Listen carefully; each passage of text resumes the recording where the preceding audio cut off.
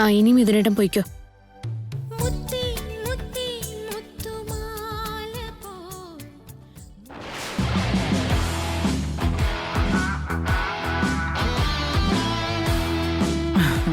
മിഥുനൊന്നും പുറത്ത് കാണിക്കുന്നില്ലെന്നേ ഉള്ളൂ.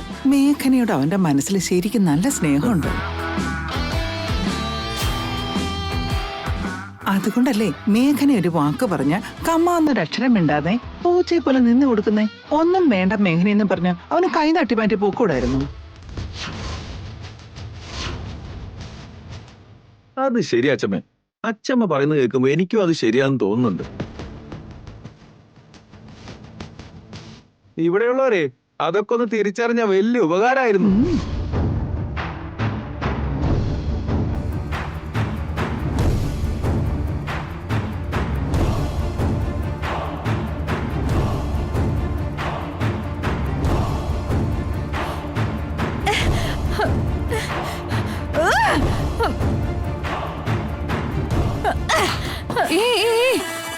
മഞ്ജരി, ഇപ്പൊ എന്തുണ്ടായിട്ടാ നീ ഇങ്ങനെ നിന്ന് വിറഞ്ഞു തുള്ളുന്നേ? എല്ലാത്തിനും എല്ലാവരും സാക്ഷിയായിട്ട് എന്നോട് എന്തിനാ ചോദിക്കുന്നേ?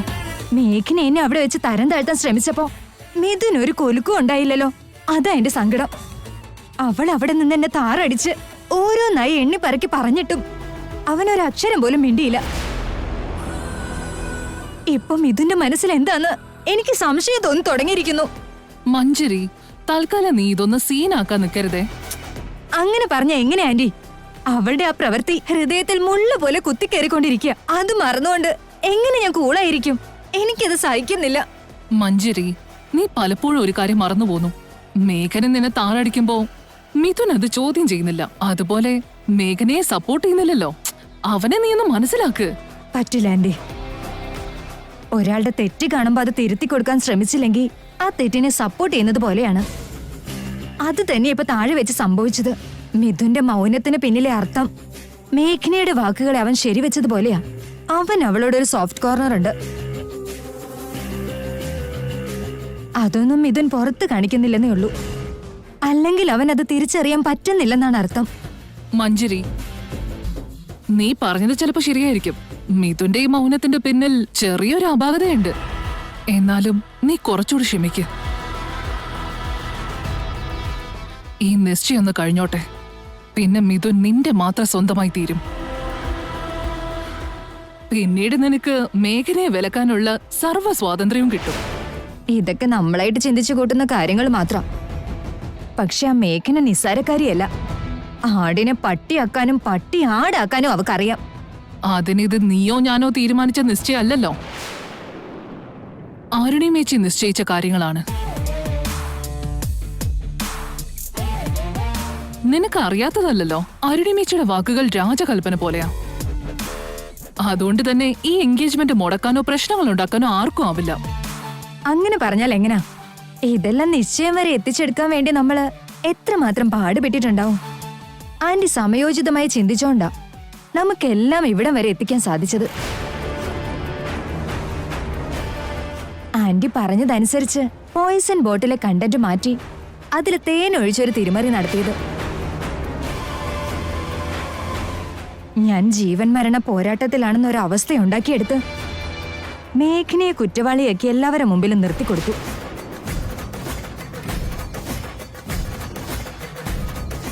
ഞാൻ മരിച്ചു പോകുമെന്നുള്ള പേടി വീട്ടിലുള്ള എല്ലാവരുടെയും മനസ്സിലുണ്ടാക്കിയെടുത്തു. അങ്ങനെ ഒടുവിൽ അരുണിമാന്റിയെ നമ്മൾ ഈ നിശ്ചയം എന്ന കടമ്പയിലേക്ക് കടത്തിവിട്ടു. ഇത്രയും നാൾ ഇരുട്ടിൽ കല്ലെറിഞ്ഞ് ഇന്നാണ് അതിലൊരു കല്ല് കുറുക്കിക്കൊണ്ടിരിക്കുന്നത്. എന്നിട്ടിപ്പോ മേഘനയുടെ കുബുദ്ധിക്ക് മുമ്പിൽ ഈ നിശ്ചയം മുടങ്ങിയാൽ നമ്മുടെ എഫേർട്സ് എല്ലാം വെള്ളത്തിൽ വരച്ച വര പോലെ ആവില്ലേ? എന്റെ മഞ്ജരി, നീ എന്തൊക്കെയാ ഈ പറയുന്നത് മോളെ? അപ്പോ നീ വിഷം കഴിച്ചെന്ന് പറഞ്ഞത് നുണയായിരുന്നു?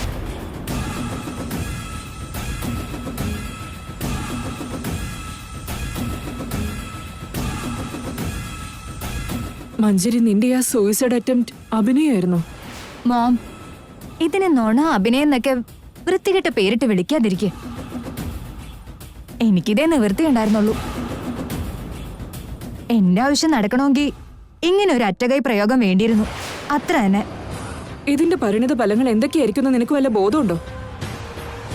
ഇതെങ്ങാനും അരുണിമയുടെ ചെവിയിലെത്തിയ നിന്റെ മിഥുനും പ്രണയമൊക്കെ അവിടെ തീരും.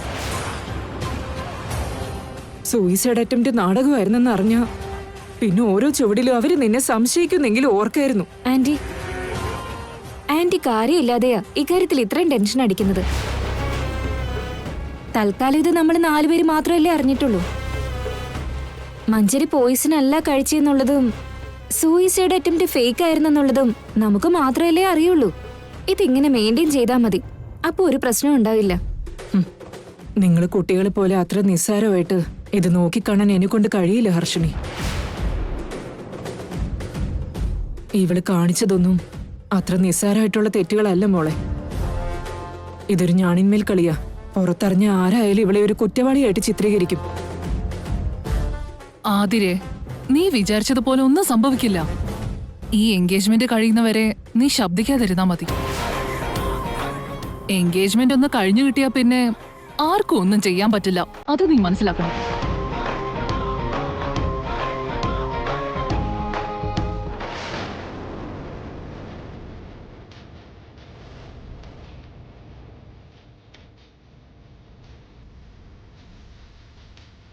ചേച്ചി, ചരു, നീ എന്താ ഇവിടെ? അതൊക്കെ ഇവിടെ നിൽക്കട്ടെ ചേച്ചി. ഇവിടെ എന്തൊക്കെയാ നടക്കുന്നേ? ചേച്ചിയുടെ കൺമുൻപിൽ വെച്ച് തന്നെ മിഥുനേട്ടന്റെ മഞ്ചരിയുടെ നിശ്ചയം നടത്താൻ പോവാണല്ലോ. അത് സത്യമാണോ ചേച്ചി? ചേച്ചി ഇപ്പോഴും മിഥുനേട്ടന്റെ ഭാര്യ തന്നെയാ, ഈ നന്ദൻ കുടുംബത്തിലെ മരുമോളും. അതെല്ലാം മറന്നുകൊണ്ടല്ലേ ഇവിടെ ഉള്ള എല്ലാവരും മിഥുന്റെയും മഞ്ചരിയുടെയും എൻഗേജ്മെന്റ് നടത്താൻ പോകുന്നേ? ഏത് വകുപ്പിലാ ചേച്ചി അവരെ തമ്മിൽ കൂട്ടിയണക്കാൻ ഇവര് ശ്രമിക്കുന്നേ? വലിയ വീടെന്ന പേര് മാത്രമേ ഉള്ളൂ, വലിയ പഠിപ്പ് കൊണ്ടെന്ന് പറയുന്നേ. പക്ഷെ കാണിക്കുന്നതെല്ലാം വിവരക്കേട്. ഇവർക്കാർക്കും മനസാക്ഷി എന്ന് പറയുന്നത് ഇല്ല ചേച്ചി. ഒന്നുമില്ലെങ്കിൽ ചേച്ചിയുടെ ഡിവോഴ്സ് കഴിയുന്നവരെ അവർക്കൊന്ന് അടങ്ങിയിരിക്കാൻ ശ്രമിച്ചൂടെ?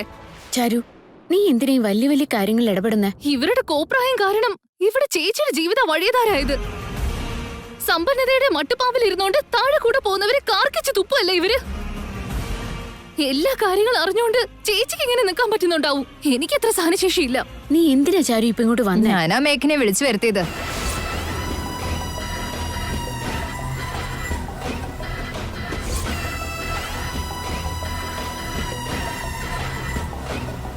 നീയോ? അതെ മേഘനെ, ഇങ്ങനൊരു മംഗളകാര്യം നടക്കാൻ ഹരിശ്രീ കുറിച്ചത് ഇവളാണല്ലോ. ആശാനില്ലാത്ത കളരിക്ക് ചേലുണ്ടാവില്ല. ഈ വിവരം കേട്ട ആശാട്ടി പത്രക്കാരുടെ മുമ്പിൽ ചെന്ന് കാണിച്ച പ്രകടനം കാരണമല്ലേ ഇന്ന് ഇങ്ങനെ ഒരു വേദി തന്നെ ഒരുങ്ങിയത്. അപ്പൊ ഇതിനൊക്കെ സാക്ഷിയായി അവളും ഇവിടെ ഉണ്ടാവണ്ടേ? സമൂഹത്തിന്റെ മുമ്പിൽ എന്റെ പേര് താറുമാറാക്കി കാണിക്കാൻ വേണ്ടി എന്നെ കുറിച്ച് വേണ്ടാതീനെ എഴുതിപ്പിച്ചത് ഇവളാണല്ലോ. ചാരുവിന്റെ ആ അത്ഭുതകരമായ പ്ലാനിന്റെ പരിണിത ഫലം ഇതൊക്കെ. കഥയിലെ ഇപ്പോഴത്തെ ടിപ്സ്റ്റ് ചാരുമതി എന്ന ഈ മഹതിയുടെ കാരുണ്യം കൊണ്ടല്ലുണ്ടായത്.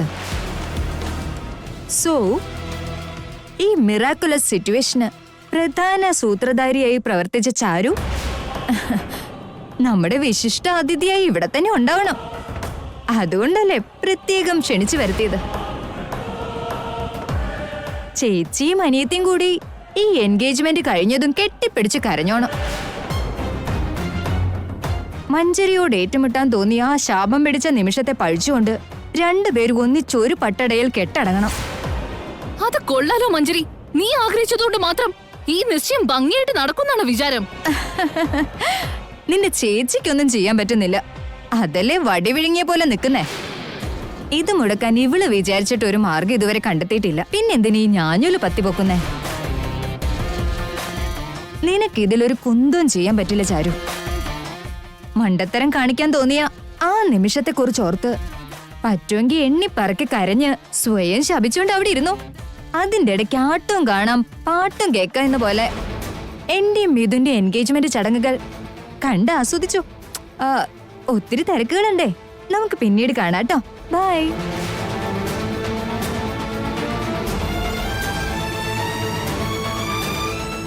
എന്തൊരു കഷ്ടം നോക്കണേ. ചേച്ചിയുടെ ജീവിതം മുടിച്ചു தொலைക്കാൻ വേണ്ടി ഈ വീടൊരു ഉത്സവത്തിന് എന്ന പോലല്ലേ ഒരുങ്ങുന്നേ. ചേച്ചി ഈ വീട്ടിൽ നാട്ടി പായിക്കുന്നത് ഉറപ്പാണെന്ന് പരോക്ഷമായി പറഞ്ഞുറപ്പിക്കാൻ വേണ്ടിയാണ് ഈ കല്യാണം ഉറപ്പേരി തന്നെ നടത്തുന്നത്. ചേച്ചിക്ക് എങ്ങനെ ഒരു കൊലുക്കം ഇല്ലാണ്ട് നിൽക്കാൻ പറ്റുന്നു? കണ്ടിട്ട് എനിക്ക് ഭ്രാന്താവുന്നുണ്ട്. ഇതിൽ കൂടുതൽ എന്താ ചെയ്യേണ്ടതെന്ന് എനിക്ക് മനസ്സിലാവുന്നില്ല ചാരു. ചേച്ചി, എന്റെ ചേച്ചി എന്നാണോ ഇങ്ങനെയൊക്കെ സംസാരിക്കുന്നത്? നടക്കാൻ പോകുന്ന അന്യായത്തിന് സാക്ഷിയാവാൻ പോവാണോ? ഇത് ചേച്ചിയുടെ ജീവിതാന്ന് പോലും എന്താ ചേച്ചി ചിന്തിക്കാത്തത്? മിഥുനേട്ടനെ സ്വന്തമാക്കാൻ ഒരു പടം ഒരുങ്ങി വരുമ്പോ അതിനെ ചെറുക്കാൻ എന്താ ചേച്ചി ശ്രമിക്കാത്തെ? ഞാൻ ഈ എൻഗേജ്മെന്റ് മുടക്കാൻ എന്തെങ്കിലും പരിശ്രമം ചെയ്താ മിഥുനേട്ടന്റെ അമ്മ ഈ വീട്ടിൽ നിന്ന് ഇറങ്ങിപ്പോന്നാ പറഞ്ഞിരിക്കുന്നത് ചാരു. അവരെ നിനക്കറിയാലോ, അവരൊരിക്കലും ഒന്ന് തീരുമാനിച്ചു കഴിഞ്ഞാ അതിന് മുകളിൽ പിന്നൊരു അപ്പീലില്ല. ഇതിനെതിരായി ഞാൻ എന്തെങ്കിലും ചെയ്താ നന്ദൻ ഫാമിലി ചിന്നിച്ചിതറി നാനാവിധമാവാൻ അതൊരു കാരണമായി തീരും. കൂട്ടുകുടുംബത്തിന്റെ മാതൃകയായി വിളങ്ങുന്ന നന്ദൻ കുടുംബം മുടിച്ചത് ഞാനാണെന്ന് എല്ലാവരും പറയും. ആ പേരെനിക്ക് വേണ്ട. അതുകൊണ്ട് എനിക്കിതിലൊന്നും ചെയ്യാനും ബാക്കിയില്ല. എന്ന് കരുതി എല്ലാം അറിഞ്ഞുകൊണ്ട് മിഥുനേട്ടൻ അവൾക്ക് വിട്ടുകൊടുക്കാൻ പോവാണോ? ആ താടകയുടെ കയ്യിലേക്ക് ചേച്ചിയുടെ ജീവിതം ദാനമായിട്ട് വെച്ചു കൊടുക്കാൻ പോവാണോ? ചേച്ചിയോട് സ്നേഹമല്ലാത്ത ഇവരെല്ലാം സന്തോഷിക്കാൻ വേണ്ടി ചേച്ചി നരകിക്കാൻ തീരുമാനിക്കുകയാണോ? മഞ്ജരിയുമായിട്ടുള്ള മിഥുനേട്ടന്റെ എൻഗേജ്മെന്റ് നടന്ന അത് മിഥുനേട്ടന് തന്നെയാണ് അപകടം. ഏട്ടന്റെ ജാതക പ്രകാരം ഇപ്പോഴെങ്ങും മറ്റൊരു പെൺകുട്ടി ആ ജീവിതത്തിലേക്ക് കടന്നു ചെല്ലാൻ പാടില്ല. മറിച്ചായ മൃത്യു മിഥുനേട്ടനെ വിഴുങ്ങാൻ വാതുക്കെ തന്നെ കാത്തു നിൽപ്പുണ്ടാവും. അതുകൊണ്ട് ഇത് നടക്കാൻ പാടില്ലാത്തൊരു ചടങ്ങാണ് എന്ന് കരുതി അമ്മയുടെ മനസ്സും വേദനിക്കാൻ പാടില്ല. പിന്നെ എങ്ങനെ ചേച്ചി ഈ നിശ്ചയം തടഞ്ഞു നിർത്താൻ പറ്റുക?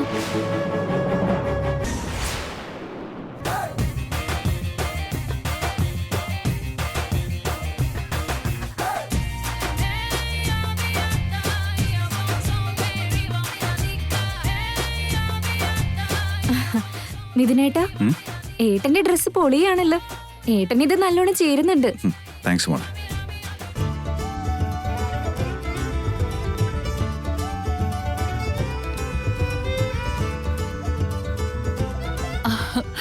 വാവ് ചേച്ചി, ഈ സാരി ചേച്ചിക്ക് നല്ലോണം ഇണങ്ങുന്നുണ്ട്. താങ്ക്സ് പ്രിയമതെ.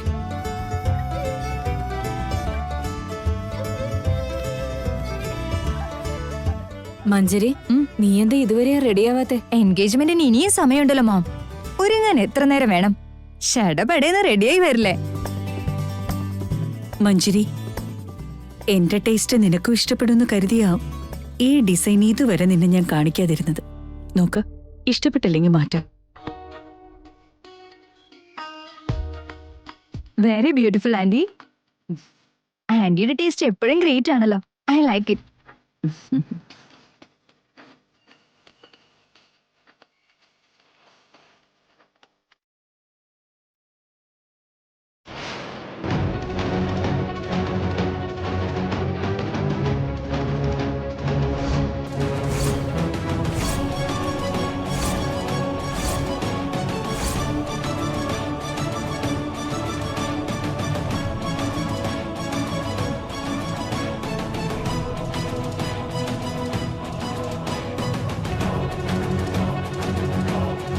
ഇപ്പൊ ഞാനെങ്ങാനും ആ റിങ് ചെന്നെടുത്താ അത് മേഘനയുടെ കാലി വീഴുന്നതിന് തുല്യാവും.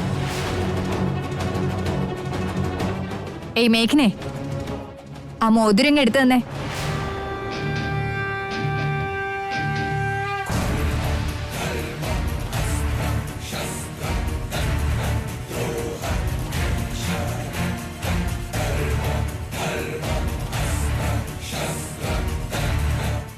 യഥാർത്ഥത്തിൽ ഞാനിത് എടുത്തു തരാൻ വേണ്ടി തന്നെ കുനിഞ്ഞത്. പക്ഷെ നീ ആജ്ഞാപിച്ച ഞാനത് എടുത്തു തരുന്നു കരുതുന്നുണ്ടോ? ഇനി എനിക്കത് എടുത്തു തരാൻ സൗകര്യമില്ല.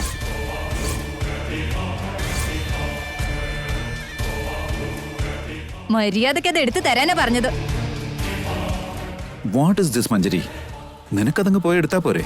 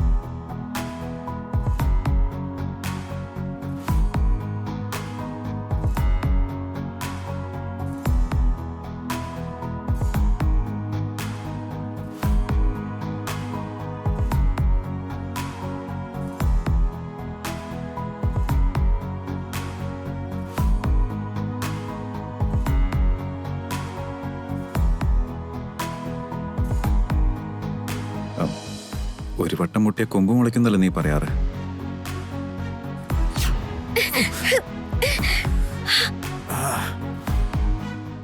മിഥുനേട്ടാ, ഒരു തവണ കൂടി എന്റെ തലക്കിട്ട് മുട്ടിയേ.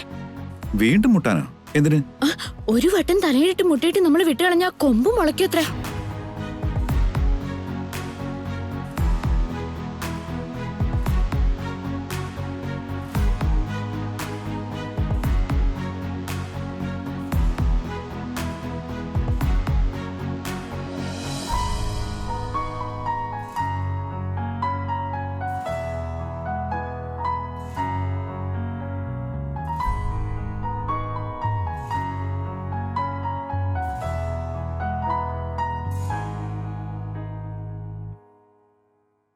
മിഥുൻ, ഇങ്ങോട്ട് വന്ന് നീ ഈ റിങ് ഇഷ്ടപ്പെട്ടോന്ന് പറ.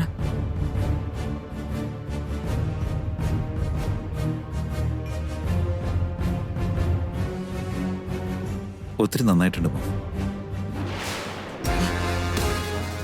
മഞ്ജരി,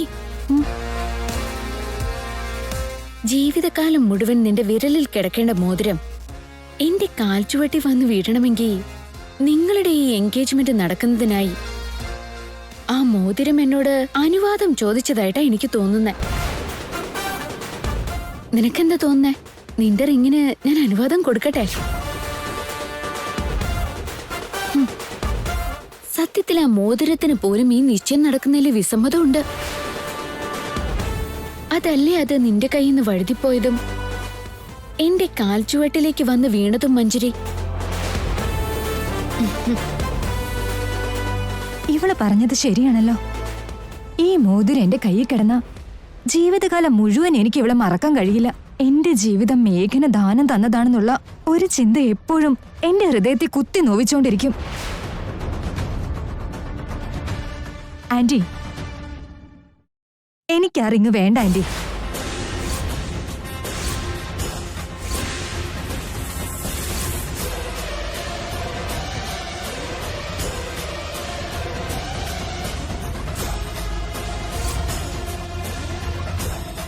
എന്താ മഞ്ജരി നീ പറയുന്നത്? ഇനി നമുക്ക് ഒരുപാട് സമയമില്ല. നിനക്ക് എന്താ റിങ്ങിട്ടാല്? നിന്റെ തലയ്ക്ക് എന്താ ഓളാണോ? അത് മേഘനയുടെ കാൽച്ചോട്ടി വീണ മോതിരം. അത് ഞാൻ എന്റെ വിരലിൽ അണിഞ്ഞ എന്റെ യാചനയ്ക്ക് മുന്നിൽ മേഘന ദാനം ചെയ്ത എച്ചിൽ സ്വീകരിച്ച ഭിക്ഷക്കാരുടെ വേഷമായിരിക്കും എനിക്ക് ഈ ജീവിതത്തിൽ.